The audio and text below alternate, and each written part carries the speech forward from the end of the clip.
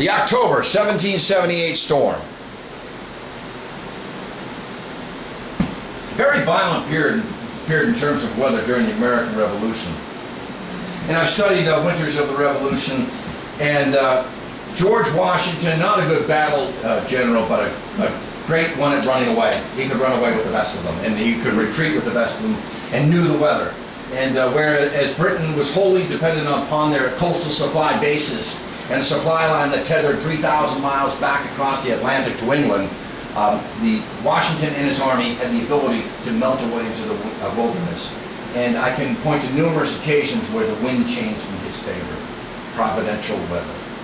Well, 3 hurricanes struck the Gulf Coast from Louisiana to Pensacola, Florida, in 3 successive years during the American Revolution.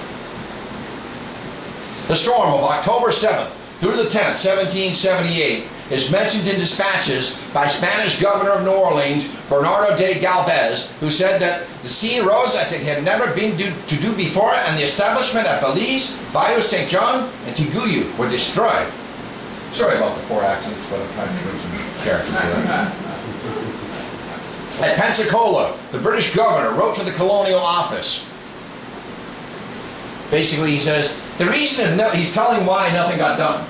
Okay, he's telling the colonial office, they're saying, why has nothing been done, nothing been shipped, what's up? Well, the reason of no business being done in the House of Assembly from the 9th to the 15th of October was owing to a very melancholy cause. So gentlemanly. The severest hurricane ever felt or known in this part of the world, since West Florida has belonged to the Crown of Great Britain, happened on the 9th of the 9th with such irresistible fury and violence as entirely to sweep away all the wharves, stores, and houses contiguous to the waterside, with part of the front batteries of the garrison, besides destroying several houses and making general havoc of the ferries in the town of Pensacola. All of the ships and vessels in the harbor were either lost or driven ashore, except His Majesty's sloop of war, the Sylph, which with difficulty rode out the gale. That's the ship that these guys found. And now, 2 of the classic shipwrecks of the Revolution. First up, the wreck of the Somerset. And I call this the most ironic act of the American Revolution. You'll see why. Well, the Somerset, it's actually the Somerset III. It's the 3rd British battleship or man-of-war that dons the name the Somerset. And it's a 70-gun man-of-war that's launched at Chatham, England on July 18, 1746 as a guardship of the British fleet.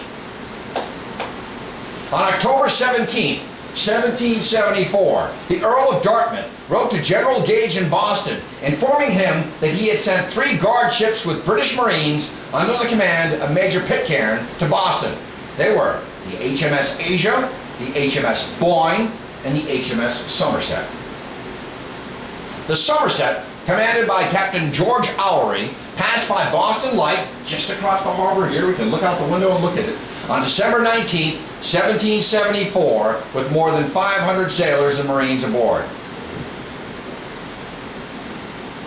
She dropped anchor between Boston and Charlestown. This is the beginning of the quarantine of Boston. Well, on April 18, 1775, an alert watchman on board the Somerset could have detected 2 signal lamps flashing from the Old North Church and might have possibly seen 3 men in a skiff starting across the harbor. They did not see this vessel. You know what I'm talking about, right? One up by land, 2 up by sea. Paul Revere. Paul Revere was apprehensive lest the guard on the Somerset should halt them as they rode by, but he escaped by 5 minutes. The restraining order, which reached the Somerset from the shore for his arrest, just passed.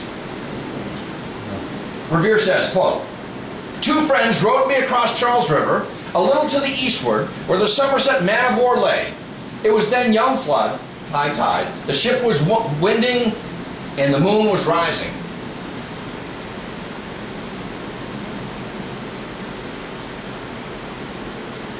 And of course, this operation was failed before it even started. Everybody knew that the regulars were out. He didn't say the British were coming, the regulars were out. But they all knew. There was a couple of spies that were sent out by Gage early on, a few days before in 1775. They all knew. They hit all the stores at Barracks Farm.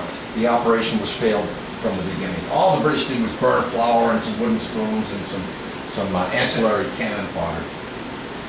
Well, in his well-known poem, Midnight Ride of Paul Revere, Henry Wadsworth Longfellow mentions the Somerset. There's Longfellow. Quote, "Then he said good night, and with muffled oar silently rowed to the Charlestown shore.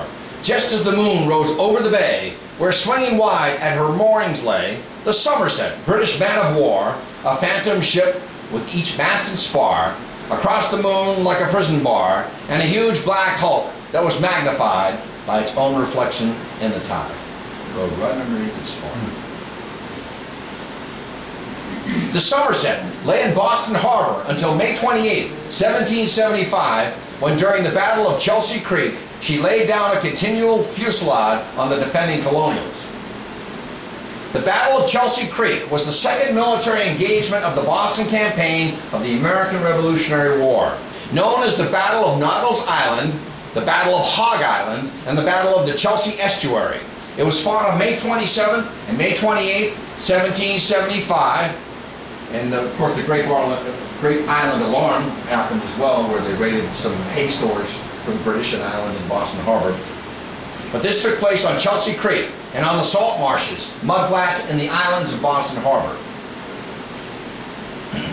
The British schooner Diana was destroyed, and its weaponry was appropriated by the colonials. This was the first naval capture of the war, and it was a significant boost to morale of the colonial forces. They captured the first ship, but they didn't burn. Well, they did burn this, but they took the stores off of it. After the Diana ran aground on the mudflats, American forces boarded it, removed everything of value, including guns, rigging, sails, clothing, and money. They laid hay under the stern to serve as kindling, and the vessel was set ablaze at 3 a.m. to prevent it from falling back into British hands. The guns recovered were probably used in American positions during the Battle of Bunker Hill. Now you can see the burning of Charlestown. I think all but 15 buildings during the Battle of Bunker Hill were burned in Charlestown. And of course, after April 19, 1775, Battle of Lexington and Concord, the British were chased all the way back to Charlestown. They holed up, and everybody evacuated. The Somerset played a large role in the Battle of Bunker Hill.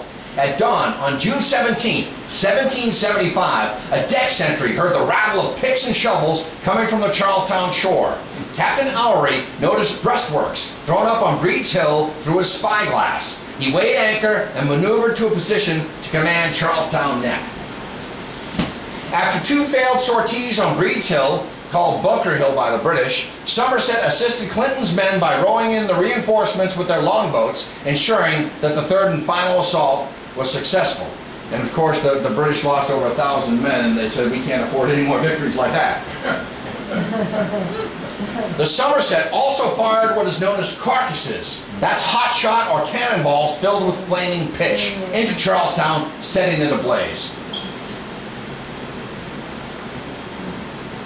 Well, the Somerset returned to England in late 1775, but returned to New England in spring of 1777, capturing and sinking many colonial privateer and supply ships. On Friday, May 30th, 1777, whilst chasing a colonial frigate, known as Boston, Captain Oury found Provincetown Harbor to be a suitable and safe port.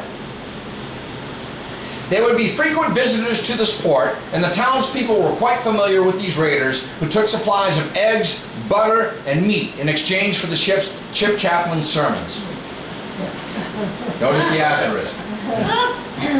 Oury was portrayed as a black-hearted pirate, whom the Cape Cod mothers adopted as a symbol of what would happen to their children if they didn't behave. You'll be taken by the bad Captain Oury. Young women, on the other hand, loved to see the spars and sails of the Somerset, as they had lovers on board. And the reason for those asterisks are, they could be legends, as logbooks don't show the Somerset in Provincetown. There's a debate. My hero, Edward Rowe Snow, was mentioning the aforementioned, and he would take liberties and license, and we'll leave it at that. I love the guy.